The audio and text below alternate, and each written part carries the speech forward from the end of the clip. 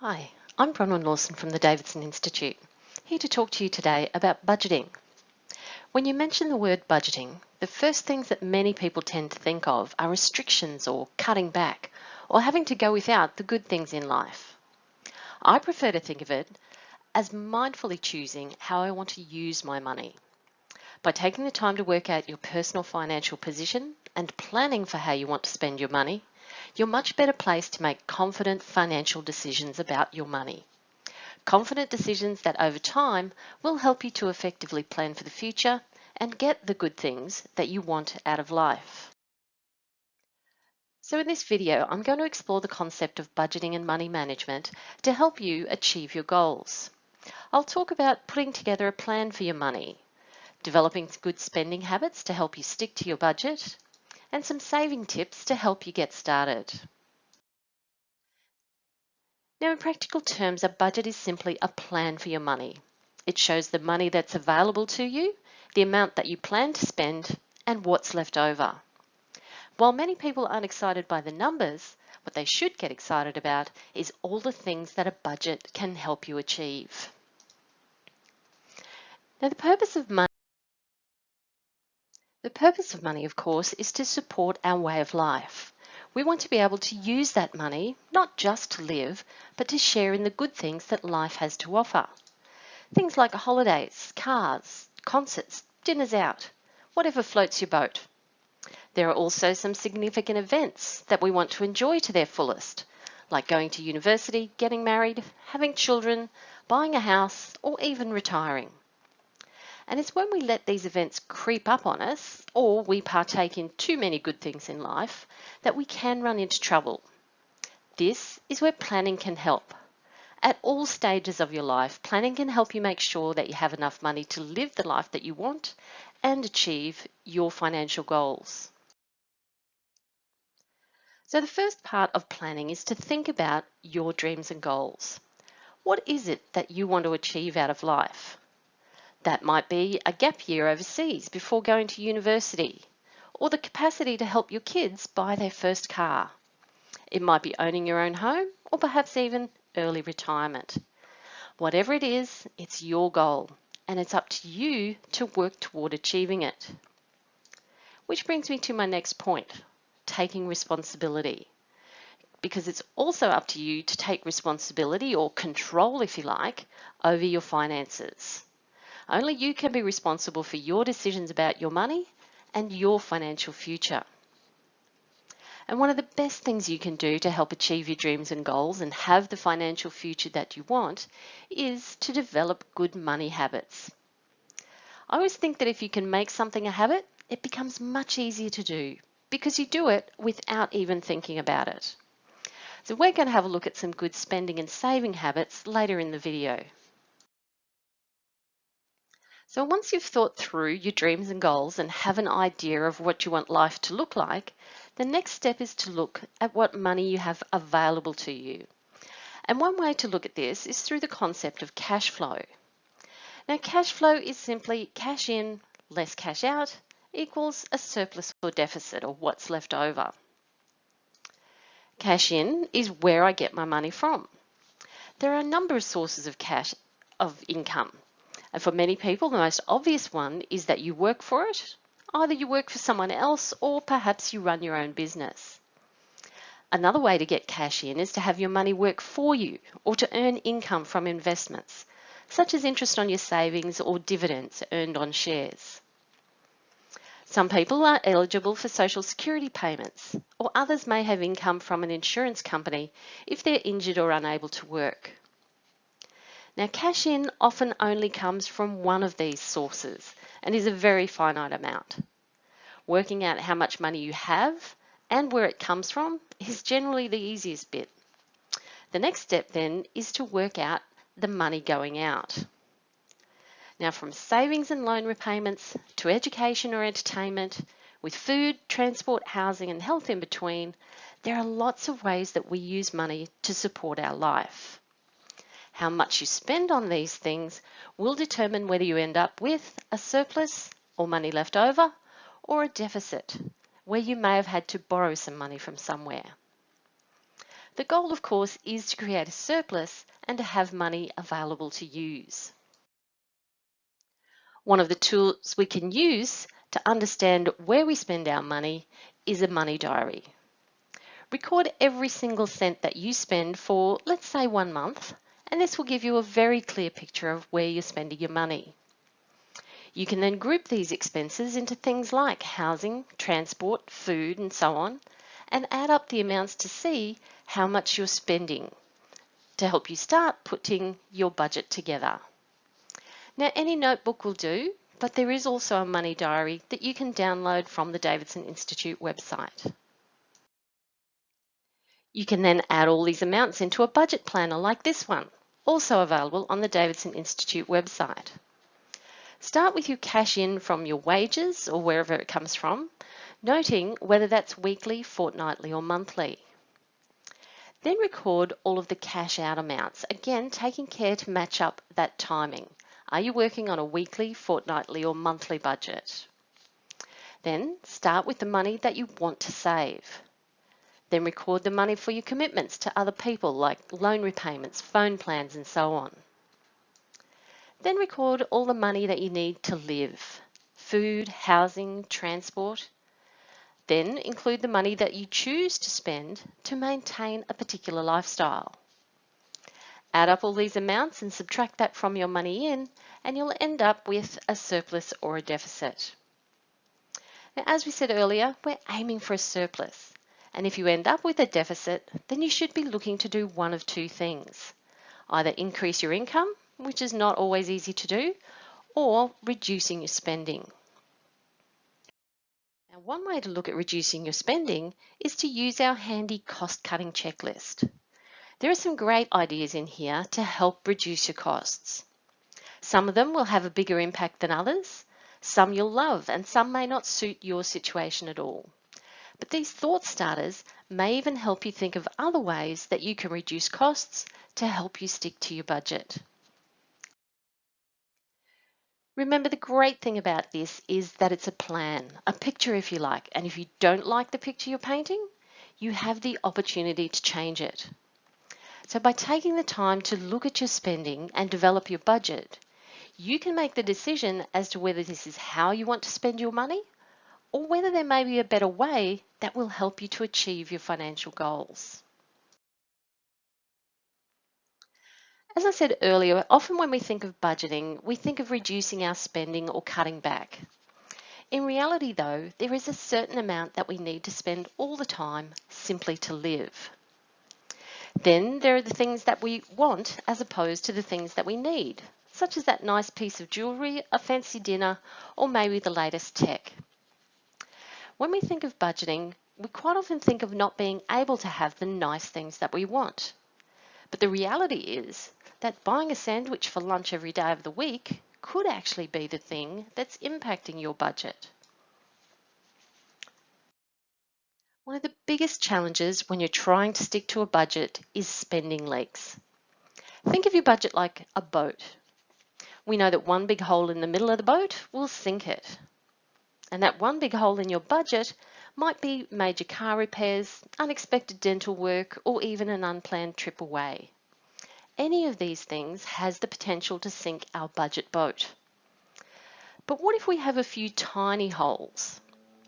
Over time, even those tiny holes can leak enough to cause us some problems. Now, we call these little holes spending leaks. So when you think of leaks in terms of your budget, think of the little things that you buy regularly that might only cost a few dollars here or there. As I said, it could be as simple as buying your lunch. So let's say you buy a sandwich and a drink for lunch, which might cost around $15. Now, for many people, that $15 isn't really that much, and they probably wouldn't even miss it from their wallet. But what if you did that every workday? If you work 5 days a week, it would cost you $75 a week. Over the course of a full year, that $15 a day adds up to $3,750. Think about what else you could do with $3,750. And this is just one little leak. Your money diary can help you to identify your leaks, which may be something similar to the example we're going to have a look at now. So I'd like you to meet Leaky Luke. Luke lives in the suburbs and catches the train into the city every day for work. He's always running late, but doesn't miss buying a coffee to give his day a kickstart. When he gets into the city, he buys a bottle of water to drink as he walks the rest of the way to work. And he never misses coffee with the gang at morning tea time and loves a good latte. Now, because he's always running late in the morning, he buys his lunch every day, which is normally a sandwich and a soft drink. Now, he and his mates are also movie buffs, so their weekly trip to the flicks generally costs him $30. But what is this actually costing Luke? Because individually, each of these things aren't particularly expensive. A few dollars here for coffee, a few dollars there for lunch, but weekly, those little bits and pieces add up to $200 for Luke. Then add to that the monthly subscription he's paying for a couple of streaming services and an online music service that he set up when he went overseas and had simply forgotten to cancel. When you add that into the mix, over a year, that all adds up to over $10,000. Now, is this a scenario that sounds a little familiar to you? Now, don't worry, we all have our little leaks, including me. And again, it's not necessarily denying yourself these things. It's about making a choice on whether you want to continue to spend your money in this way and building it into your budget, or whether you recognise that these leaks could be delaying you in achieving your goals, and you may decide to do something about it. So let's say Luke decides it's time to make a few changes and get better organised. By getting up a little earlier each morning, he can catch an earlier train, one that doesn't charge peak hour prices. He would also have time to make his lunch most days and to have a coffee at home before he leaves. Now, he does enjoy his coffee catch-ups and is happy to buy his lunch once a week, but now drinks tap water from his reusable bottle. Now, the lure of saving enough for another overseas trip sees him cut his movies back to once a month, and he's cancelled the subscriptions he's no longer using and decides to keep just one pay TV subscription. Now, not huge changes for Luke, but significant ones for his budget. Instead of his leaks costing him more than $10,000 a year, these little regular leaks are now only costing him just shy of $4,000 a year. That's a saving of $6,750. And what could Luke do with an extra $6,750? Well, better still, what could you do with an extra $6,750 each year? Now, Luke's example is a simple but common one. Your daily expenses may look slightly different, but consider, do you really know how much it's costing you? And more importantly, would you continue with that cost, knowing that it could mean the difference between achieving your goals or not? So fixing our spending leaks is one way of getting our finances into better shape. And here's a few more good spending habits for you. Firstly, don't spend more than you earn. Sounds obvious, doesn't it? However, it's a very easy trap to fall into using things like credit cards. So how do we avoid it? By planning well, being aware of our cash flow, and developing our good spending habits. It's also important to recognise wants versus needs, because much of our spending isn't really necessary. So next time you're tempted to splurge, ask yourself, do I really need it? Now, I'm not saying don't buy the things that you want, but do make an informed choice. Ask yourself, if I buy this thing that I want now, what else might I be missing out on in the future? Another good habit is to defer spending.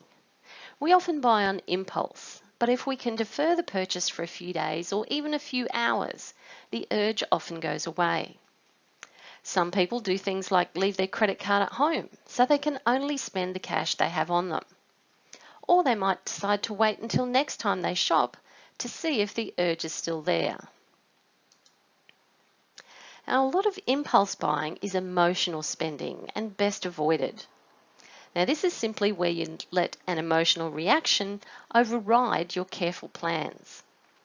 So if you're tempted to make an emotional purchase, ask yourself, is it really going to make me feel better in the long run? And how will it affect the goals that I'm looking to achieve? Now, it's also important to use your credit card wisely. Credit cards are a great tool, but only if they're used well. And remember, each purchase you make will potentially cost you more. So aim to ensure you use any interest-free period you have and clear the card in full each month. If you're going to use your card for larger purchases that you won't pay off within the month, then look for a card with a lower interest rate and be disciplined to pay it off as soon as possible. And finally, value your money. This is when it pays to understand the value of what it is that you're buying. Some of those great deals you see advertised, if you break them down, sometimes they just don't stack up at all. So do your research, shop around, and make sure you're getting value for your money. Some people even think of it in terms of, well, if I buy this now, how many hours work will I need to do to pay for it? Is it worth that? So there you have it, a few simple habits to form to help you make more mindful decisions about how you spend your money. Ultimately, the purpose of developing good spending habits is to put yourself in a position where you can save for the future. Remember back to the start of this session, we talked about planning. You're planning for a holiday, a wedding, a baby, or even retirement. So saving is about our future spending rather than our now spending.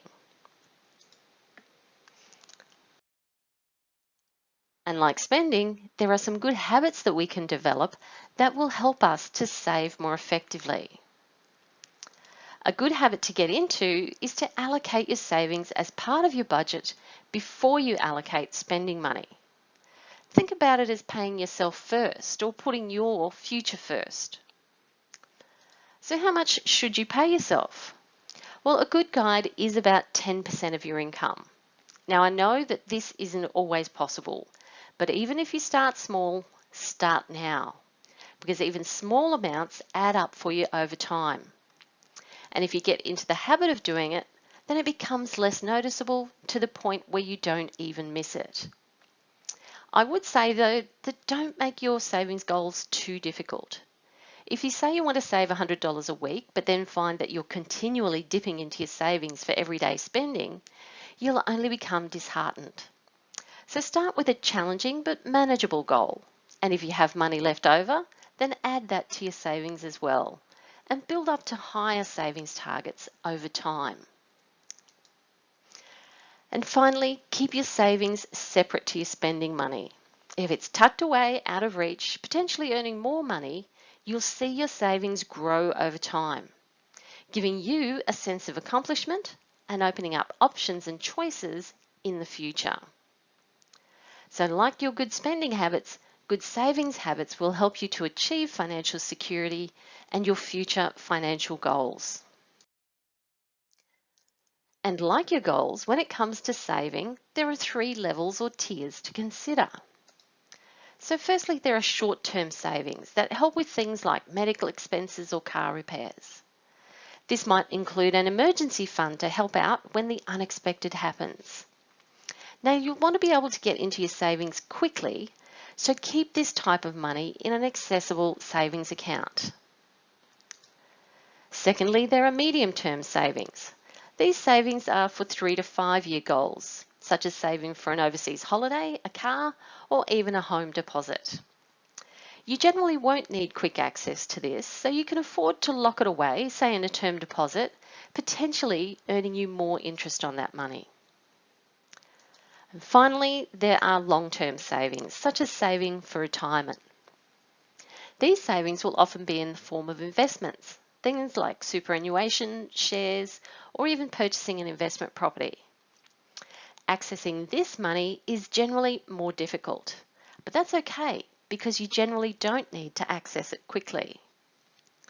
So by allocating your savings to short, medium and long-term goals, you'll effectively be covering all bases for your future.